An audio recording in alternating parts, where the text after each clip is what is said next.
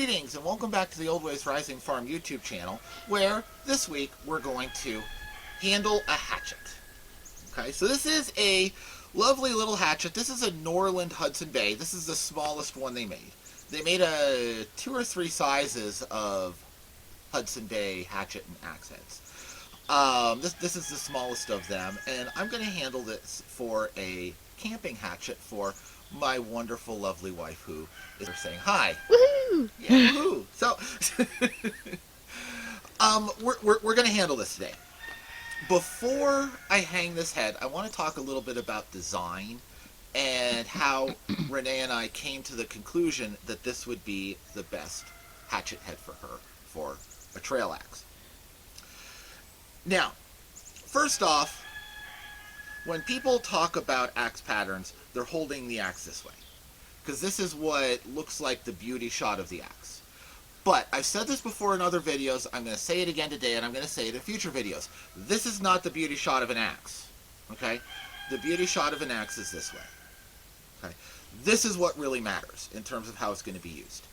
The Norlund axe heads are coming from the 60s in a time period when people were still using axes for their intended purpose to cross-cut their way through a standing piece of wood and for carving purposes, okay?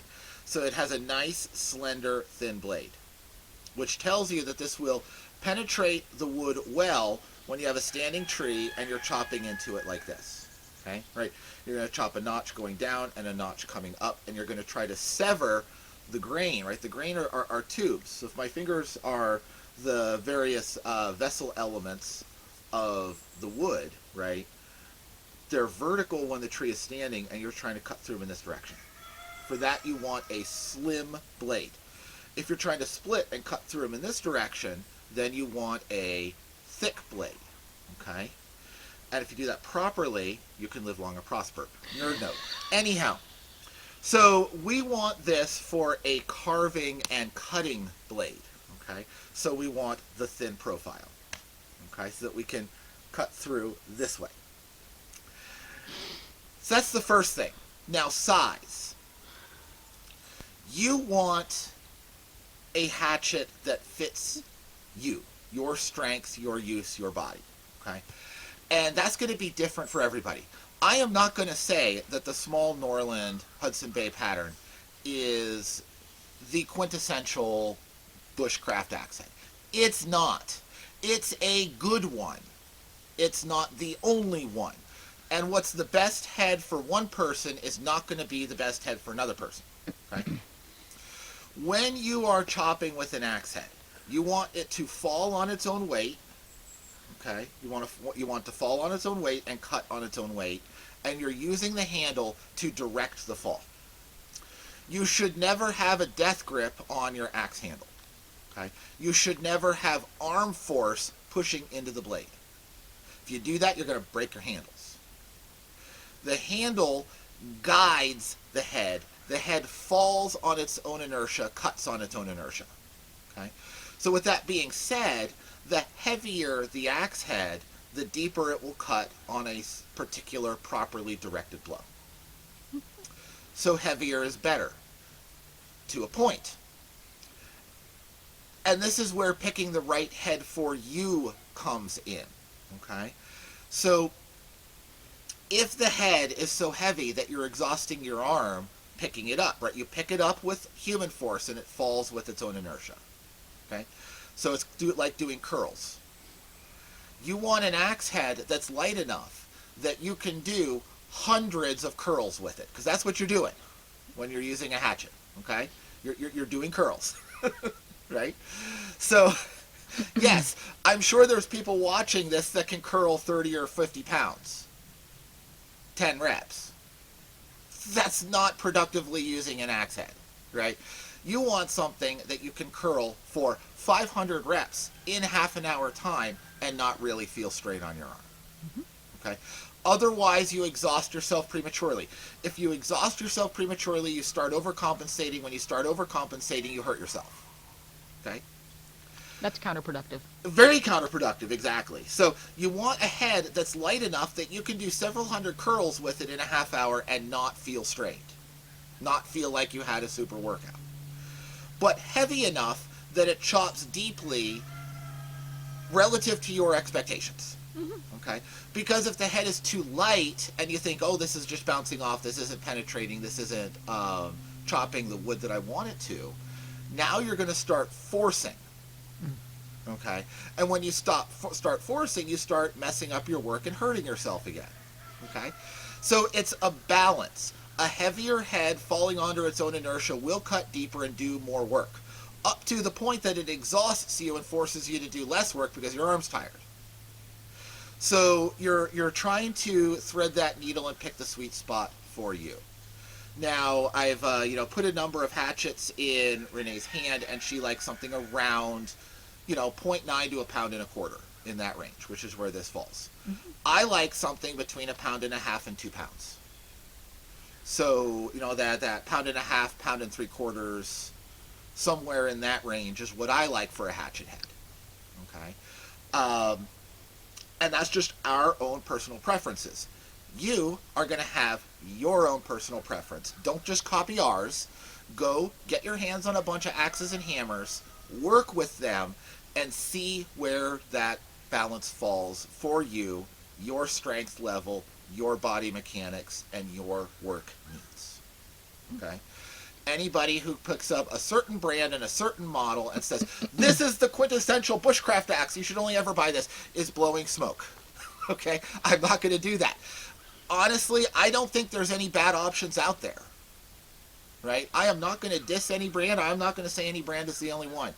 There are no quintessentially perfect options, and there also are no quintessentially terrible options. There is only the balance of an option for your body dynamics. Okay? And you have to discover that. How do you discover that? By getting a bunch of them and see which one fits. And or using your friends. Right? So, you can do that fairly inexpensively, right? 1.25 pounds, 1.5 pounds, and 1.75 pounds, and 2.25 to 2.5 for boys' axes. You can find those at hardware stores for like $20, right? So you can get a couple and see how they feel. And I recommend you do that before you go and invest in something a little rarer or more expensive. Okay? So that's picking the weight and picking the blade profile. And then when we look at the pattern in the way that most people do, there's the majority of axes these days are relatively rectangular or symmetrical. Okay? You have some with flaring tips, and you have some with a bearded pattern. And the Hudson Bay is a bearded pattern. Okay? Now, the advantage to a bearded pattern axe is that when you choke up on the handle, your hand is right here, and I'm going to have to hold this a little bit awkwardly to show. But I can choke up, and I can have my hand positioned in the middle of the axe. So if I want to use this, let me grab a stick. Stick acquired, right? If I want to use this for shaving and carving, I can hold it, right, like this, and I can do the same sort of whittling with this.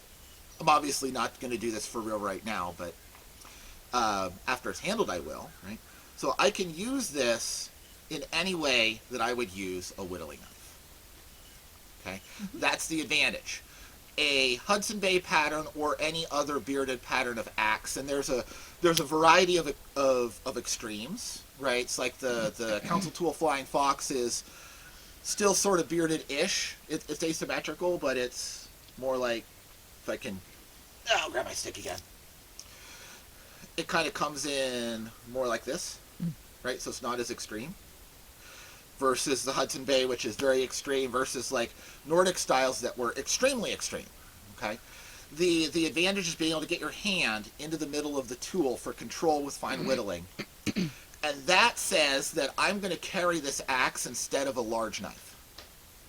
Okay, it's a replacement for a knife. It's not a replacement for a heavy felling axe. Okay, the disadvantage to a bearded pattern. So if I hold this in my two fingers, right in the eye. Right where the center of friction will be when it's mounted on a handle. And now I come and if you think about applying pressure here, I'm going to pick up on it. Okay? So if you apply pressure on the beard, watch what happens to the eye. Remember, the handle's this way. It wants to walk off the handle. And that is a design difficulty that is true of every single bearded axe pattern out there. There are ways that different ones deal with it, okay? But when we have a straight eye that's going to be handled with a tenon wedge system, it will want to walk off the handle. This is why historically bearded axe patterns were usually flared out at the top, and then the handle would go down through with a friction fit, okay, like a tomahawk handle. Mm-hmm. That's so that the flare at the top prevents it from walking off the handle. Okay. There's also like the Billnos axe has your Swedish and Finnish axes. They have a large pipe coming off the handle so that there's metal here which prevents it from walking up. So there's a variety of ways to deal with that tendency for it to want to walk off the handle. But I think that a bearded pattern is very good and very nice in this size of hatchet. I'm personally not a fan of it in larger weights. Because the heavier the weight, the more blow you're going to apply. The more blow you're going to apply, the more likely it is to want to do that, because you misstruck here. Mm-hmm. So when you choose this, and it's not to say that you can't use them. If you want a large whittling hatchet, yes, go for a large Hudson Bay, if that's your purpose. Okay. But if it's going to be the only axe that you're carrying on your belt for a 2-week camping trip, maybe think about something a little more balanced. Okay. If you're a spoon carver and a bowl carver and you're going to use it, and you want that whittling ability with a larger weight head, yes, Hudson Bay's your pattern. Okay. But we need to know when we're using this tool. If I put my fingers here to chop off the beard, what's above my fingers is what you're allowed to chop with. So you just have to know when you choose this type of pattern that this is your zone for chopping. Okay? So it's about a 1 inch, inch and a half or so here, where you can safely chop without having it work off the handle. So you're not going to chop anything larger than a 1 to 2 inch stick with this hatchet head. That's your limit. Okay? Yes, it's got about a 3.5 inch. Let me actually measure it here. Strong of 3, like 3.25 inch total blade. But only half of that blade can be used for chopping without it wanting to work off the handle, right? So this is for light chopping, light splitting. You can use, the pole is not hardened, so you can never strike steel with this, okay? And I tested that with a file. There's a little burr on this one edge. I tested it with a file. It's not hardened. You can pound a wooden stake, but you cannot pound a steel stake, okay? You can chop and split kindling, but you're not going to want to go up to a 3 or 4 inch tree and try to chop that down for firewood. It's the wrong tool. Okay? So this type of Hudson Bay hatchet is a glorified large carving knife. It's not a felling axe. Okay? So you need to know your tool. I brought another one. This is a Rhineland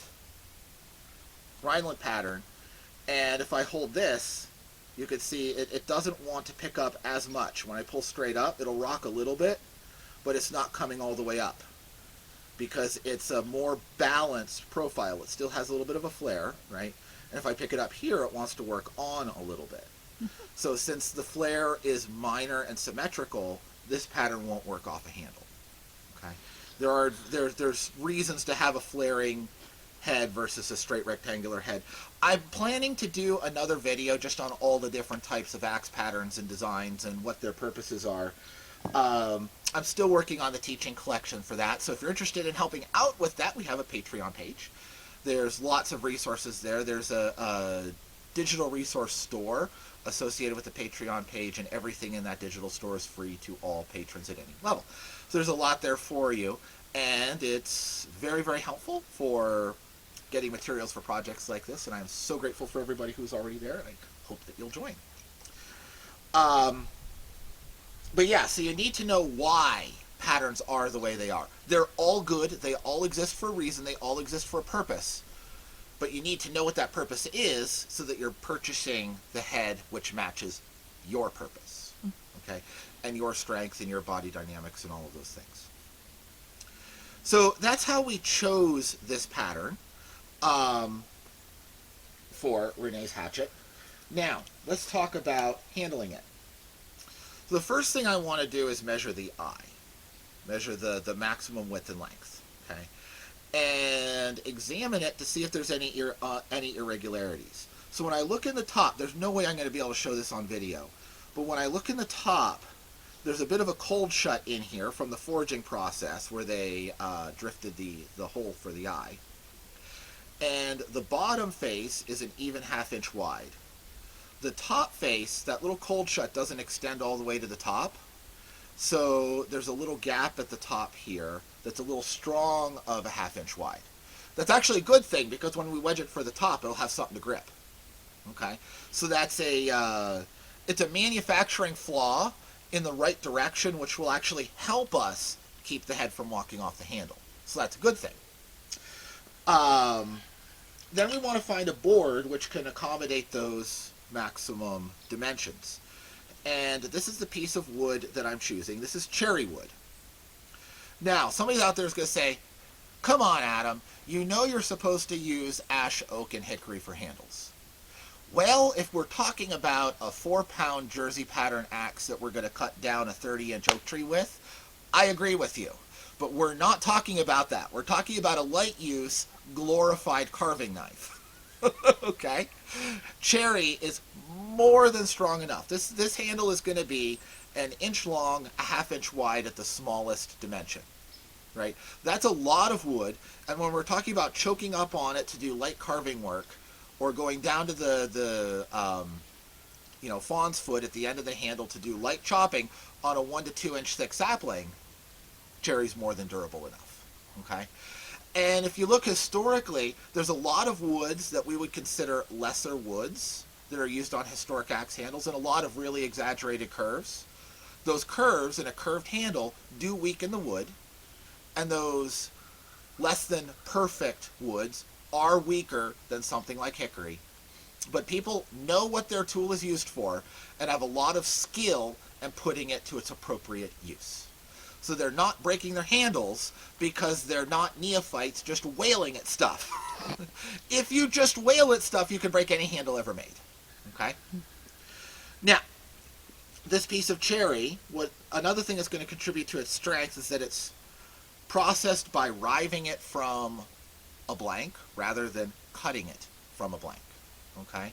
3 of these faces are split. This back face is split, this side face is split, and this is split. Okay?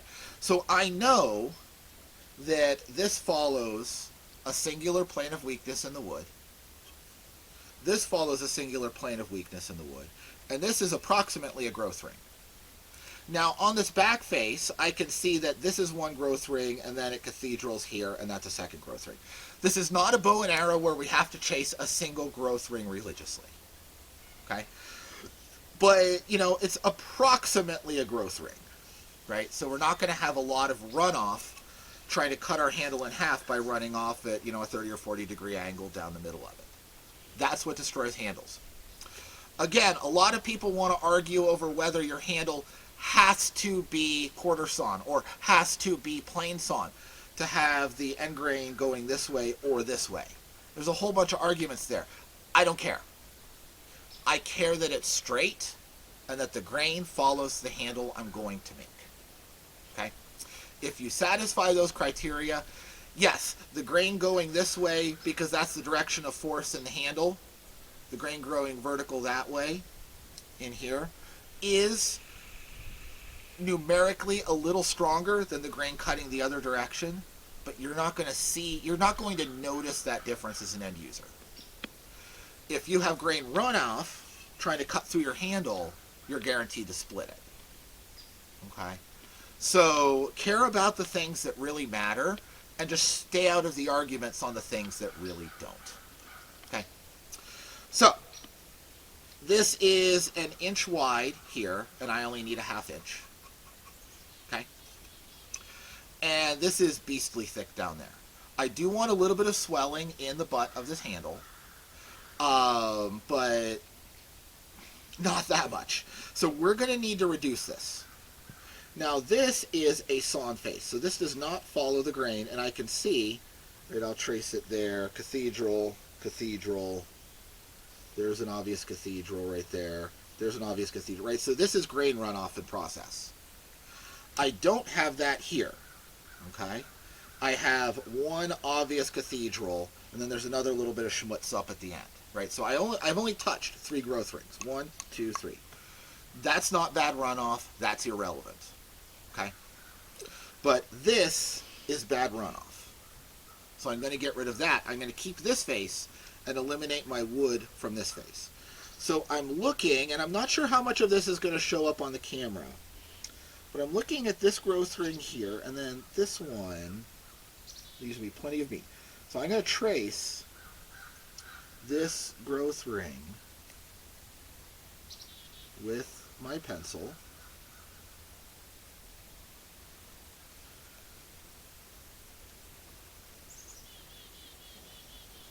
Okay, you can see there's a little bit of woogity in it.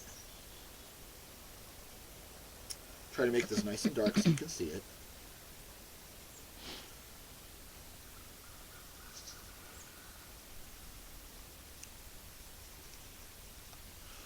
Okay, can they see that, beloved? Yes. Okay. So that is one growth ring that I can see from the tear out on the split face. Now, as long as that gives me at least an inch, inch and a quarter everywhere, there at the narrowest it's an inch, here at the widest it's an inch and 3/8, and here it's an inch and an eighth, and at the top it's an inch, right? My smallest dimension is half an inch here at the top where I'm going to mount the head, and then I've got all of that. So the first thing I'm going to do is I'm going to take a draw knife and I'm going to get rid of all of this material from there. And I'll do that with a draw knife. I've done tons of draw knifing on this channel already. Honey, You could look at the... There we go. There we go. So you can see the Yes. hash marks here. I've done tons of draw knifing on this channel already. If you want to see me draw knifing, go look at the duck decoy carving video or the boat model video. I'm not going to do that on camera. Okay. And then here at the top, we need to make a couple measurements. So how wide is this?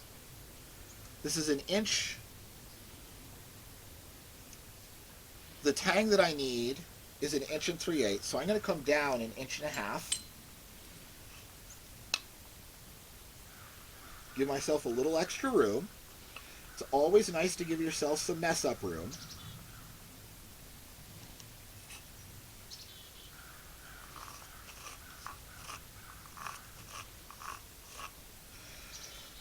So that's how much tang I need. Okay.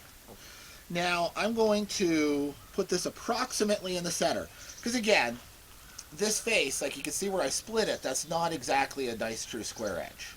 So I want to stay away from that and center my piece. I'm not going to get 2 handles out of this block. I don't need to be conservative of material.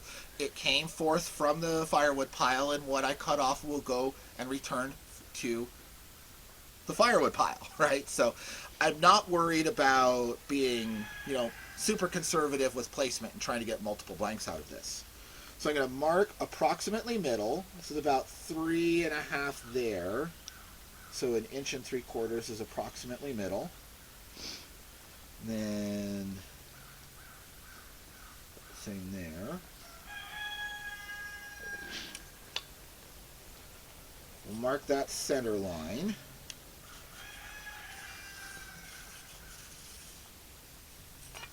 Carry that all the way down. And this is just reference points. Okay? So there's that center reference point. Now I need to get a measurement on the maximum length of this eye, which is an inch and 5/8. I'm going to go an inch and 3/4. Again, because I want to make absolutely sure that I have a little extra to go on. So it's going to be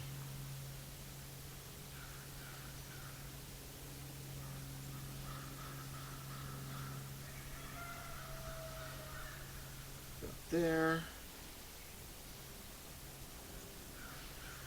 3/4 inch there.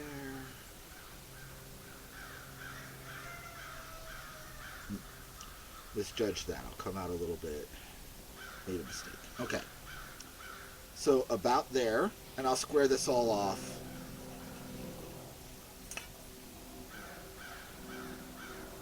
Yep.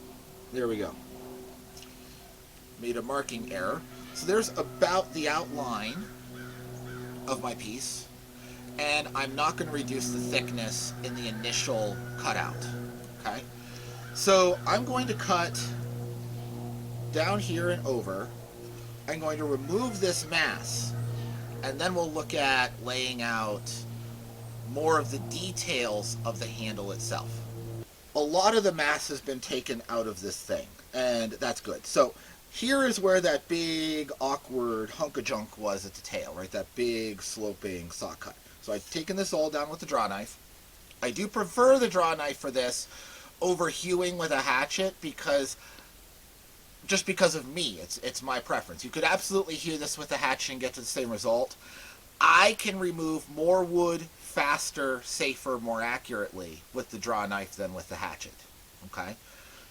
That's a me statement, right? That's not a universal statement. I could absolutely do this with a hatchet if I was doing this in a bushcraft setting. But when I have the option of clamping it in the vise and using the draw knife, it's just so quick and so accurate and leaves such a nice finish right from the draw knife. This is almost like hand plane smooth. There's some little digs, of course, but almost hand plane smooth. It's just my preferred tool.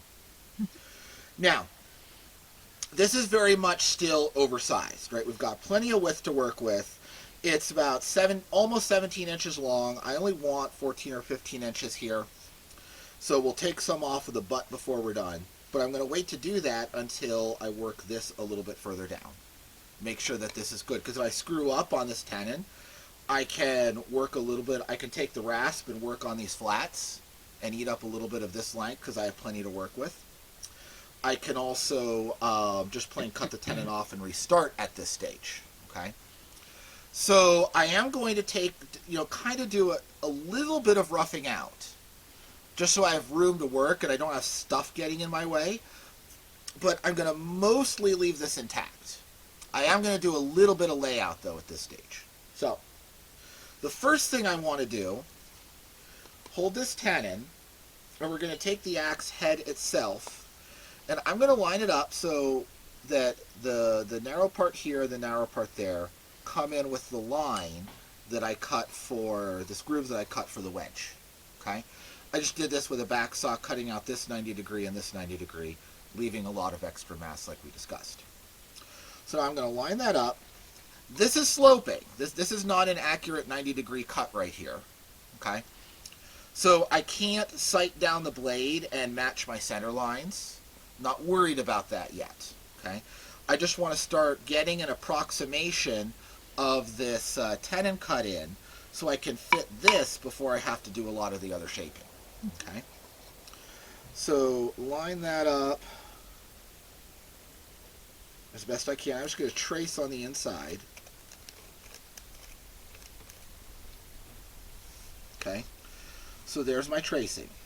Now, I'm not going to cut quite to that line.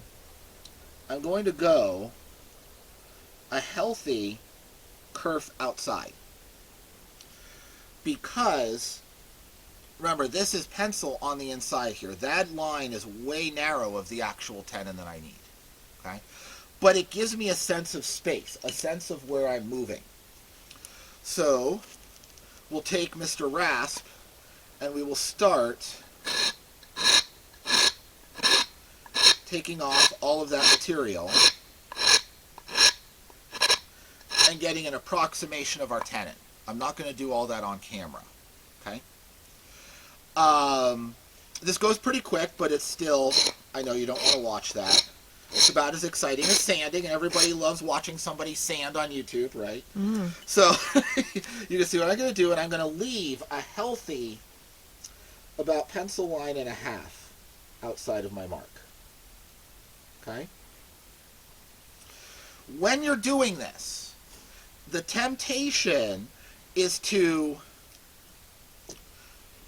undercut. Okay?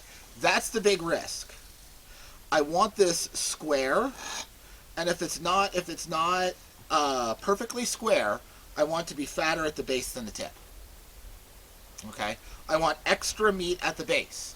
I will take that off slowly as I test fit and refine, test fit and refine, test fit and refine. Okay? So if I deviate from straight, I want it to be this way, not that way. Okay? Do not undercut. If you undercut, you start over. Ask me how I know. Right?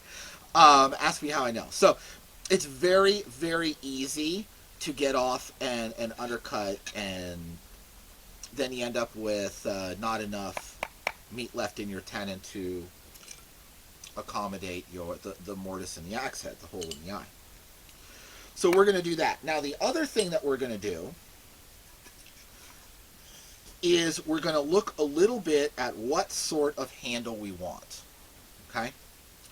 So I'm going to do this with my hand, knowing that Renee's hand is smaller than mine, so that will automatically give me extra space to work with. Okay? So I'm going to kind of come down one hand width here, just make an approximate line there. Off camera, I drew a center line all the way around all four faces. And that's going to be my reference. Okay? So I want about a hand width for choking up and using it that way. Hand width for a middle, hand width for a base, and then we'll have a bit of a palm swell here.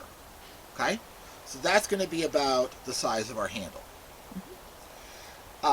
Again, if I do this on my hand, it's going to automatically give me extra space in case I need to adjust this. So,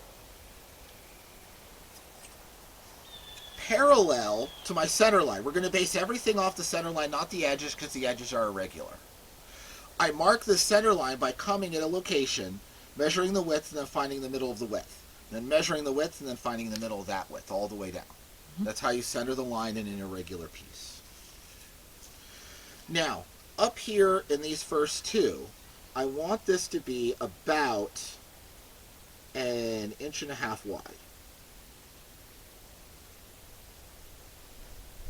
So, I'm going to make a couple of marks.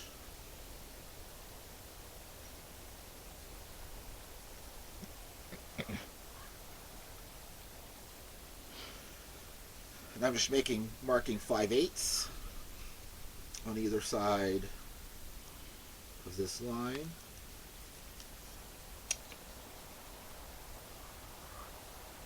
And then draw those in. I'm only going to do this for now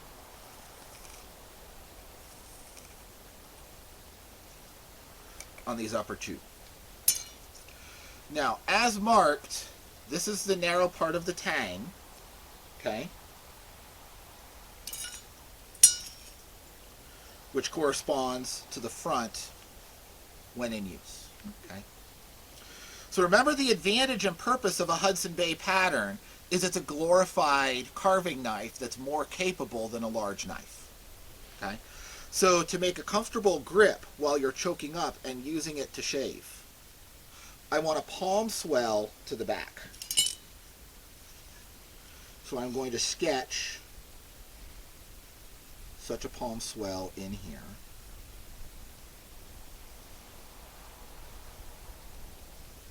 Okay?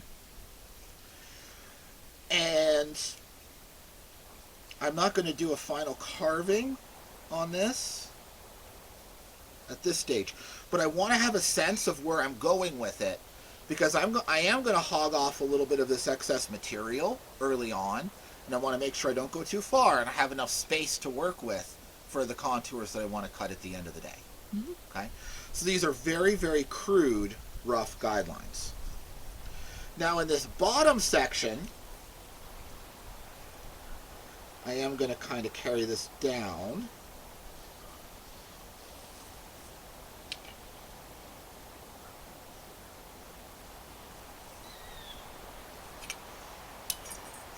Okay?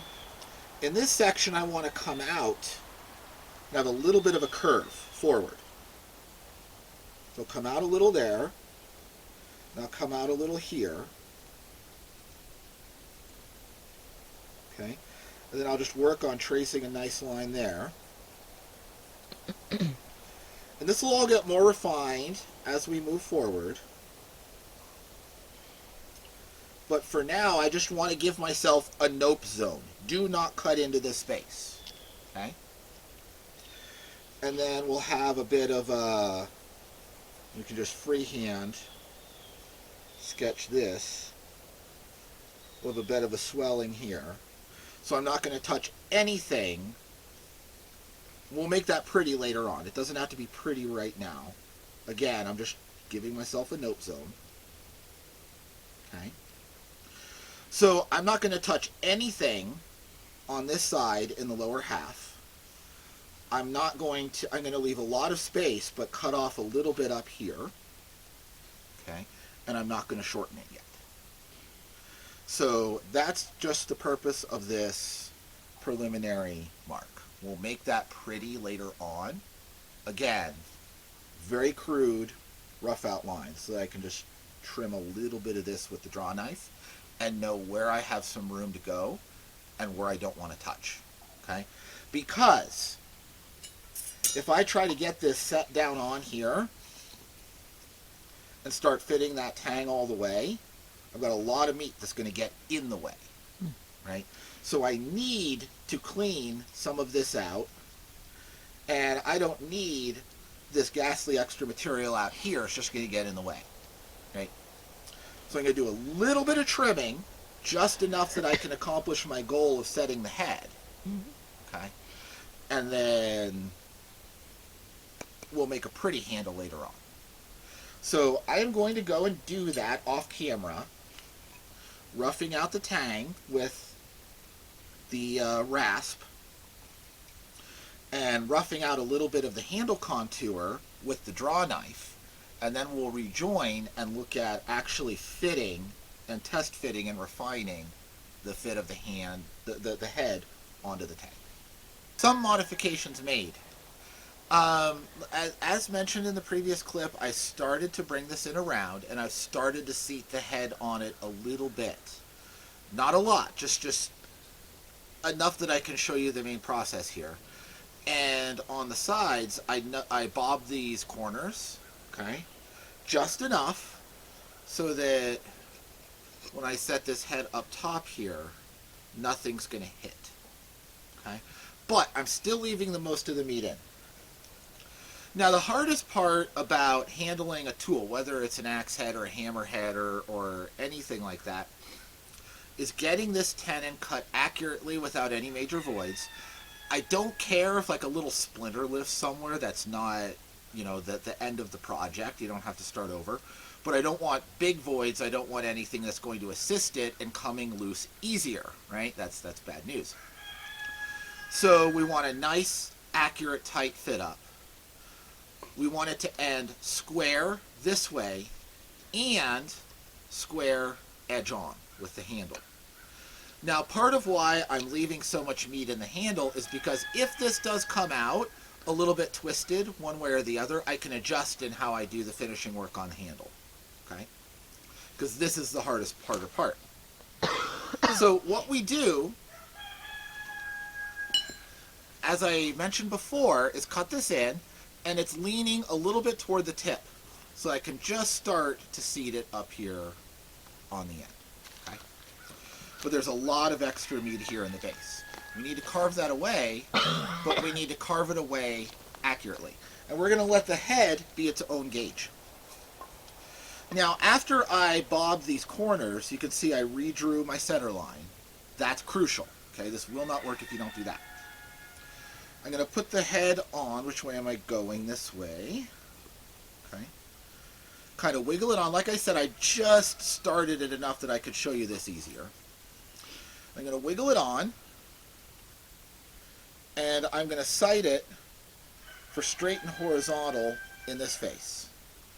And then I'm going to turn it on edge and sight across. So I'm sighting, I'll point this at you, down the edge and down the line. So the line should come up and then just swoop up and go along the edge in one even straight path.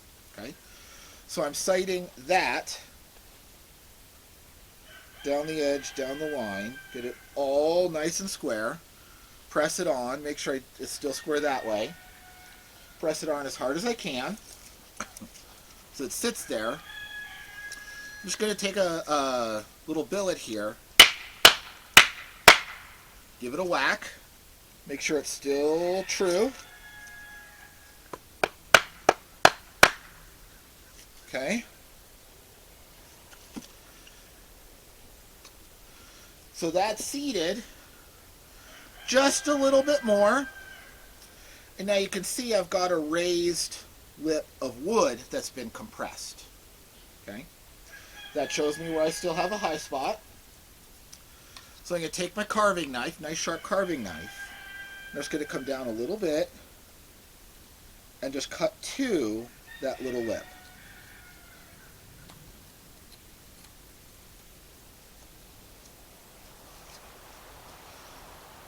All the way around.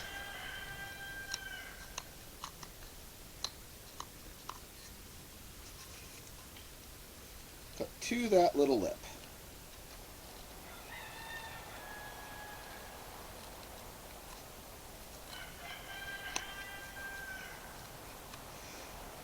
I don't want to cut up here because this is already the right size. And if I see, like here, that I've got a long way to go, yes, I can remove some of that as I go here.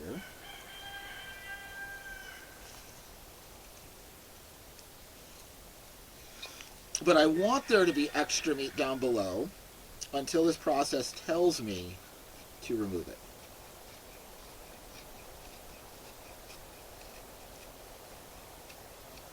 Okay? Now, where'd the head go? There's the head. Put her back on. Do it again.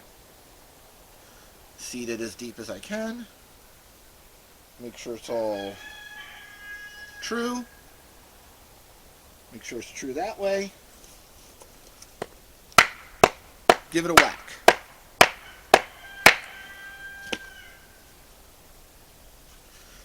As you get deeper, you're going to have to do a little bit more to get it off. But also, as it gets deeper, every time you do this, when you first start right at the tip, it's really hard to get that first little bit of a seating true. Okay, that's also why we left this a 1/4 inch proud. Okay, we're going to have to cut off some of that.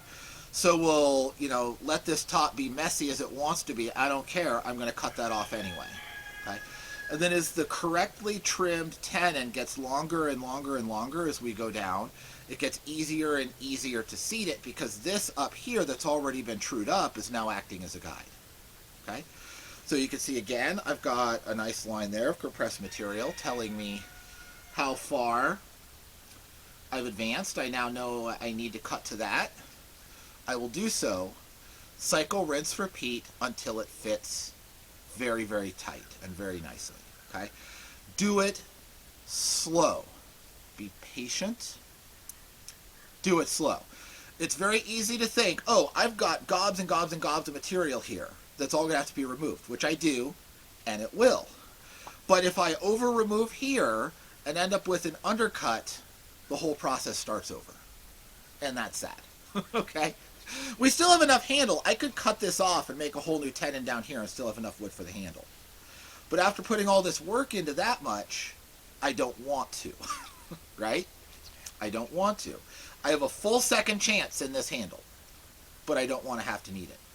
Go slow. Do it carefully. Make sure it's as true as humanly possible at each and every step, and you'll get a nice fit up. Okay? So I'm going to continue working on this handle, get that all fit up all the way to the base. When I get to the base, from all of the straight edge holding and sighting that I can see, this is pretty dead flat, so I don't think I'm going to have to do too much adjustment here, but I might need to do a little bit with a file or a rasp. There might be a high spot here I've got to work on. Once the head sits onto this base nicely, then we'll talk about the rest of the handle. Fit on nicely.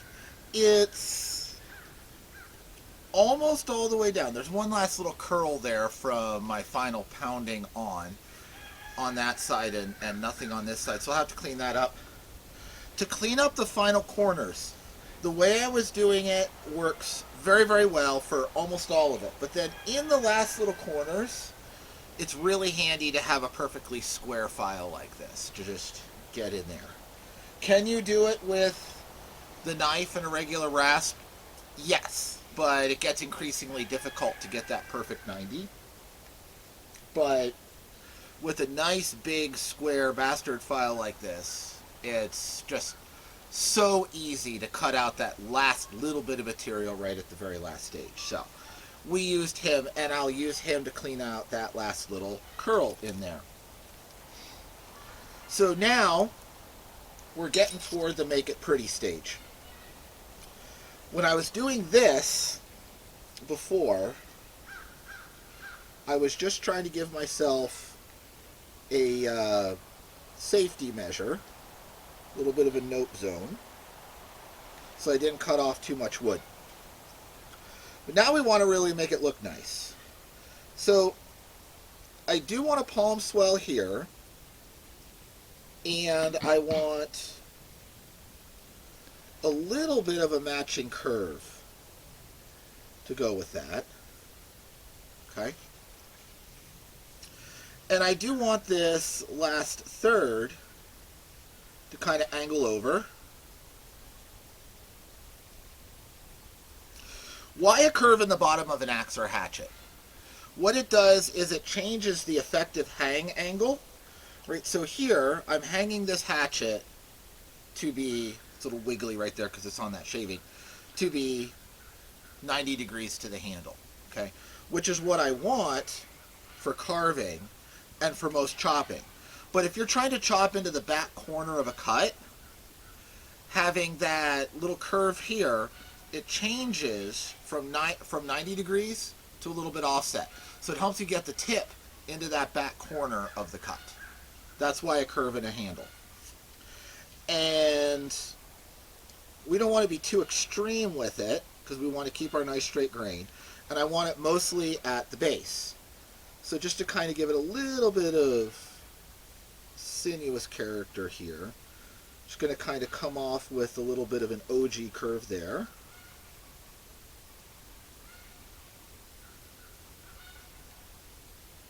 Match that here.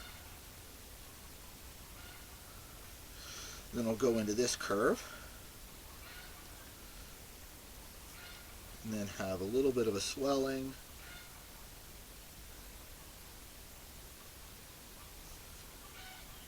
Okay. Such as that. Okay? So that will be our hatchet handle. Now, what I'm going to do is take the head off,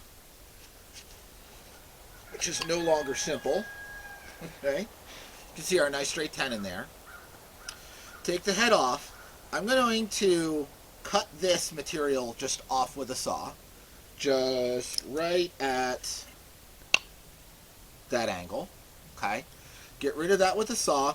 Save that. We're going to make our wedge from that. So the wedge is the same wood as the head. That'll look nice. Okay. And then I'm going to draw knife this outside. And then hold it and shape it and hold it and shape it and hold it and shape it and make it comfortable. So when I'm draw knifing, I'm not going to come right to this edge angle. Okay? I'm going to leave a lot of meat out. Hold it, say, where is it comfortable and where does it hurt my fingers? And then rasp that off a little smaller until it feels right. And then down here, does it feel good? Okay, rasp a little more there, right? And just keep working my way along very slowly until it feels comfortable. So I'm going to get started on some of this real coarse removal, and then we'll check in a few times along the way. We're about out of daylight, so we'll be doing some more of this inside. I wanted to get as much outside with good lighting as I could, but we're about out of daylight, and I'm starting my work week, so that means after work and after dark. So we have the rough outline, And we're just going to work slowly and carefully with the file to get this down to a nice, even profile. This is what I did with the coarse tools. I took off this chunk from the bottom, about somewhere in there. I took off this chunk from the bottom. Right. We will cut a wedge from this for the top so it matches. But for now, I'm just going to set that aside. We don't care about that. What we need to do next is to start rounding and taking this down to a final shape. Right now it looks a little funny with this, fairly small hatchet head and this ghastly big handle thing. But it won't for long. We need to take in the edges. It's fine if they're as wide as the hatchet, but we don't want it to be a lot wider. We need to refine this palm swell for, when we're whittling with it, that it's nice and comfortable to hold. And work on and making a nice handle with a bit of a fawn's foot at the bottom. Okay. Now this is just going to be a function of working through in stages. You can see how nice a tenon this method makes, right? Really nice, even, true tenon. Okay. This is just a function of slowly and surely working one spot at a time. So we will put her in the vise, and almost all of this is going to be rasp work. We're past the point where I want to do a lot of excessive draw knifing. I may still do a little draw knifing, but not a tremendous amount. This is mostly going to be rasping. And when I get it into an approximate shape and I want to, remove lots of thickness, I may do a little draw knifing. The problem is that if you dig into the grain when you're this close to finished with the draw knife, it can split and chatter and make some really ugly contours very quickly. Okay? That's the problem with using the draw knife at this stage. Now, the advantage is that cherry isn't as splitty as some woods, and since this is riven, the grain is nice and straight in pretty much every direction. But there's, there's still a little bit of wiggle wobble in it in some places. Okay? So you can't be sure that you won't dig in with the draw knife. So that's why this is going to be largely rasp work. And just a lot of rasp work, a lot of work it down a little bit, and then hold it and see if it's comfortable. If yes, cool. If not, keep going. Rough outline of the handle has been carved. Now, this is still very, very rough, and it is definitely fatter and chunkier than it's going to be when it's done, but you can see where we're going with it. Now, I want to talk a little bit about the design of this and the design choices. This curvature in a handle might look a little bit backwards to you, looking at it from an American and English eye, right? American tools are more influenced by British tools than they are by continental tools. This form of handle is fairly common in continental tools. Like a lot of, I've mentioned Rhineland pattern axes already in this video. A lot of Rhineland pattern axe handles have this sort of general layout. Why this way? Well, you put a palm swell where you're supposed to hold the tool. And again, the Hudson Bay pattern head is a glorified knife. It's not a diminished felling axe. Okay? So when I hold this, its best advantage is the ability to choke all the way up and then shave with it like this. Okay? This is the #1 cutting stroke with a Hudson Bay head, right? You choose this head because this is what you want to do with it. So you put the palm swell here. Okay? Now, a sweep in the toe, this has to do with when the base sweeps toward the cutting edge. This has to do with angle of attack. Okay? So if I hold it here with my wrist locked, you see where it lands in the middle. Now, if I pull it forward and hold it the same way, okay, it attacks tip down, right? This tilts it forward. And we've also discussed how if you deliver your primary blow in the beard area, it's going to want to walk off the handle, right? Putting this tip down helps alleviate that problem. Okay? So this curve is here because of the physics of the head. This curve is here because that's how you're supposed to hold it, shaving like that. Okay? And this is just kind of making it look nice in the middle, right? So you're going to grip it here, you're going to grip it here, you're going to grip it here, tip down for more of a power stroke.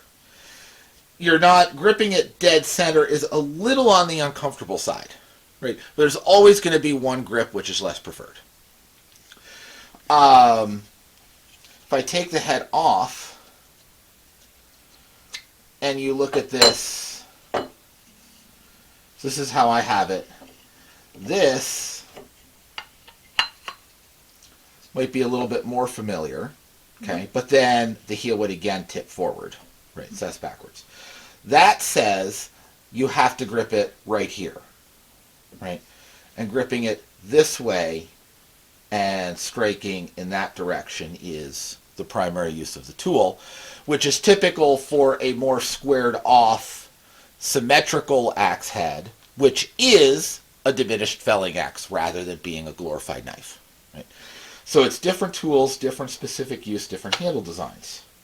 This is not unique, something that I just came up with. This is patterned off of, a common continental handle style, right? Now, it's a chunky beast still, right? There's a lot of meat in here. Cherry is a lighter weight wood, and this has to do with balance. We want it to balance in the hand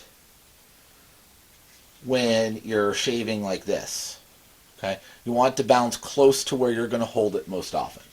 Typical for most tools, okay? So, I would like to balance right here so the handle's still a little bit heavy, okay?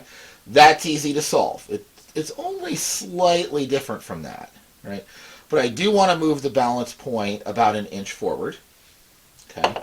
And that will represent removing material from this big, swollen pummel thing, okay? So we'll shave a lot of material off of there. That will lighten this up, and it will shift the balance point forward. It's totally good and usable where it is, but that's a modification that we're going to make yet to maximize that balance point.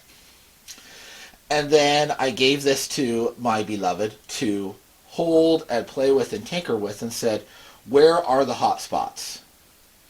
And she said, right here and marked it in pencil, right here and marked it in pencil, and right here and marked it in pencil.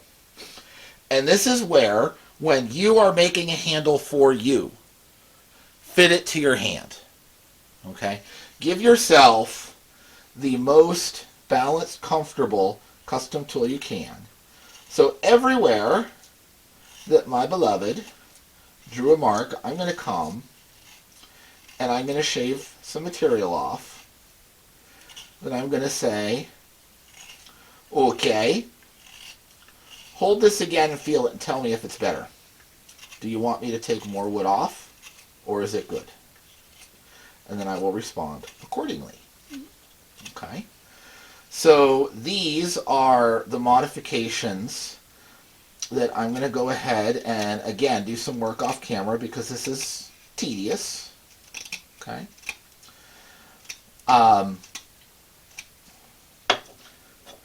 But we'll get this comfortable for her hand, and we'll take some meat on there to shift the balance point from about here to about there, right in the middle of where your hand grips it.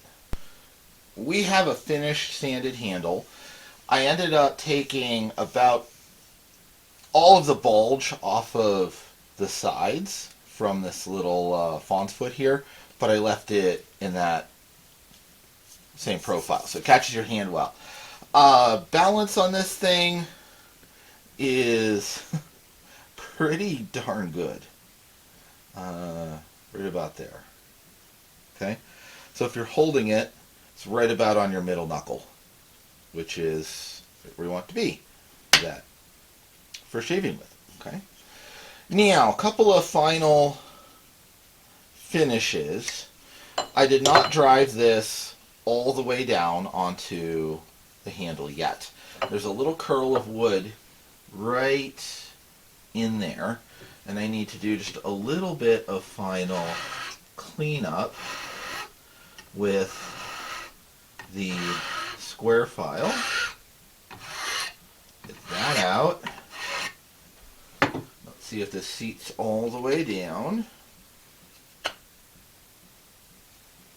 That seats pretty good. Okay. Make sure.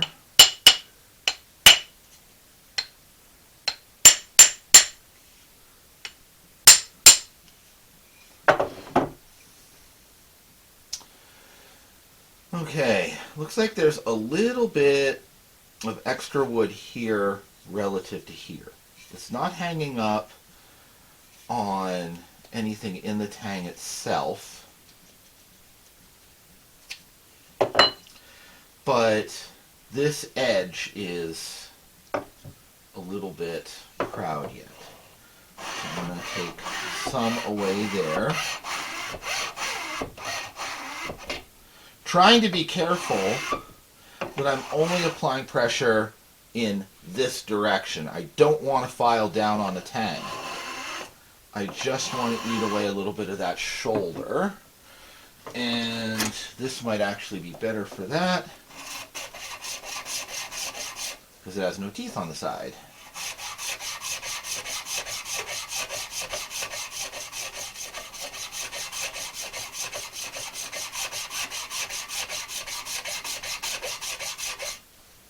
We want to be real careful here in this final fit up that we don't screw up and undo all of our hard work. Gap problem fixed. Just took a little bit of fiddling. There were a couple of high spots right in against the tang. Couple little spots I shaved off with the carving knife as well as the files. Just takes, what was that, Hunt? 5 minutes? Yeah. Fiddling. Just take that 5 minutes, do the fiddling, and get it just right so you have a nice gap-free fit up. There's a couple little spots where I angled the file a little bit down. There's the appearance of a gap in just a couple small spots. It's just enough to annoy, just enough to annoy my brain, but it's not a problem. Okay? So, take the time, do it right, get it set up just right. Now, before we put our wedge in, I want to seat this all the way, so I'm going to put it here in the vise, make sure that the tang is not touching any of the wood, and give it a little tap. Now this hammer has a nice rubber handle, so I can give it a nice tap like that. You can do that with a soft wooden carver's mallet. You can do that with a rubber mallet. I'm just using the handle of the hammer. Okay. And we're going to put it in the vise.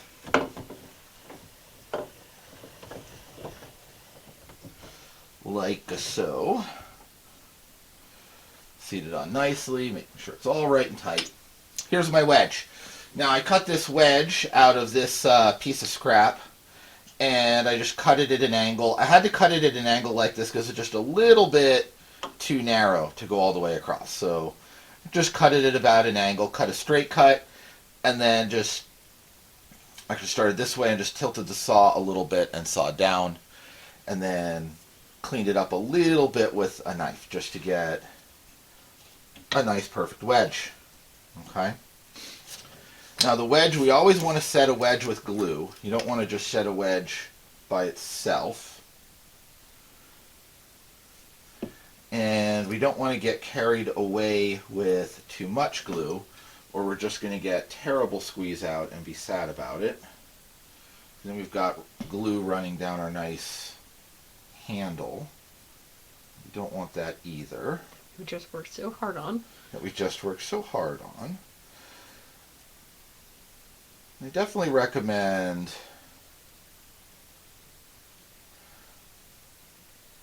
yellow woodworking glue for this. Make sure it's properly aligned before we tap it, because once we tap it, this is very, very permanent. Mm-hmm.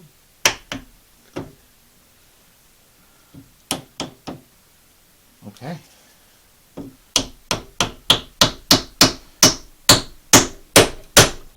We want to seat that wedge. Everything we got.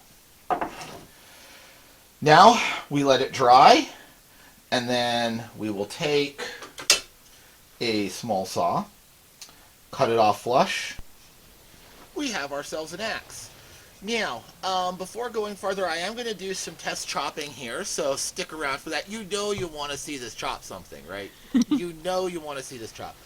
But I wanted to mention that this is part of a larger project I'm working on for the channel, collecting, hafting, demonstrating different types of axes in the broad strokes, right? Not by brand, but by type, style, construction, okay? So I have quite a collection working on for that, some drawings, some things I'm making myself. But there's still a number of things I need to buy. So if you want to see that and you want to accelerate the project, we have a Patreon. Just wanted to throw that out there. I'm very grateful for the patrons that we already have. This channel is completely unsponsored and unmonetized. So when I talk about things like this, I don't have to have any brand loyalty. I can just be completely honest with you. Now, again, I made some design choices in this handle that are a little bit atypical. This shoulder seating right against the head for a smooth transition for holding it and using it like a knife. Okay, you can slope that into the tang. That is more typical of more commercial handles. But I wanted it for smooth, for shaving action, such as this. And this is a piece of hardwood. This is some cherry that I pulled off of the hardwood, off of the firewood pile. It is a hardwood pile because it's for firewood. You can see it shaving at that cherry quite nicely. This is what I mean when I say that this style of hatchet and this hafting arrangement is designed to be a glorified knife. Okay? Now, if we want to put a little more gusto in that, we can grab it just below that palm swell. And, ooh, this is more rotten than I thought it was. And we can hew away with good control. Now, I'm holding it loose, right?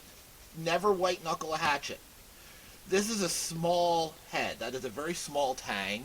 You can break that. Never use it sideways, okay? Never hammer metal with the pole.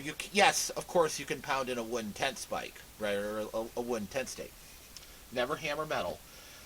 And when you use it, you pick it up and you drop it. And the handle is for control. The head should fall on its own power. You can see doing that, I'm making pretty efficient chopping of that. Then if you want more power, notice how when I hold this naturally and come down, it's coming in tip first, right? And you can, that split too easily, there we go. You can baton it, set it into the wood tip first, smack it like that. A hatchet is designed for that in ways that a knife is not. Never baton a knife. I know there's a whole bushcraft community that is all about batoning their knives. I utterly hate the practice. That is a last ditch, I'm about to die and have no other choice action. Okay? But you should never plan to baton your knife. Okay? You should never plan to baton your knife. If it's that or die, sure, do it. If you break your knife, when you're done not dying, you can go buy another knife. But you should never plan to baton your knife. So this, if you want to baton something, this is what you want to use. But you want to make sure you do that up here and not down on the beard, or you will loosen the head. Now, what else am I going to do? Well, I've given this a rough sharp. It is sharper than any commercial axe that you're ever going to buy, but I am admittedly a sharpness snob, so it's not up to my standards yet. What I've done up to this point is I have used 4 stones: coarse sandstone, Pennsylvania bluestone, fine sandstone, and Arkansas novaculite. All of the stones that I've used on this I've made myself, and I'll make sure that there's links to the Making a Whetstone Yourself video series in the end screen. So I'm going to give it a little bit more sharpening because I'm a sharpness snob. It's a thing. I've cut myself too many times on dull tools to not want sharp tools, right? So that's self-defense. Now, this will get a wedge. I don't have one the right size at the moment. I have some on order. I've been watching the tracking number. They shipped out immediately and then got all bollocksed up by the Postal Service in some intermediate processing station. So I need to call them tomorrow, but I've got to finish this video. So I'm just going to say, pretend there's a steel wedge in here. You know how to do that. We're okay. This is going to need some more sanding and some finish. I will not sand it finer than 220 grit because you don't want to get slippery. Mm-hmm. And I will use a penetrating Neat's foot oil finish. Not Neat's foot oil. Linseed? Linseed oil, thank you. Linseed oil finish. I will not use a tongue varnish because I do not like slippery varnished handles, but I do want a penetrating oil to resist the mud that I just got on this just from doing my little test chop, right? So you want to keep it clean, and linseed oil mixed with a bit of turpentine is a good penetrating mixture that will get in, waterproof the wood, keep it clean, but still it's grippy, right? It's not going to slip out of your fingers. So that's what's going to happen yet on this, and I will make sure that my axe sharpening video is in the end screen along with the Make Your Own Whetstone videos. So with that, I'm going to say that my butt's cold because I just sat down in the snow without something to sit on, and I am going to get my cold butt off of this cold snow, and then see you next time here at Old Ways Rising Farm.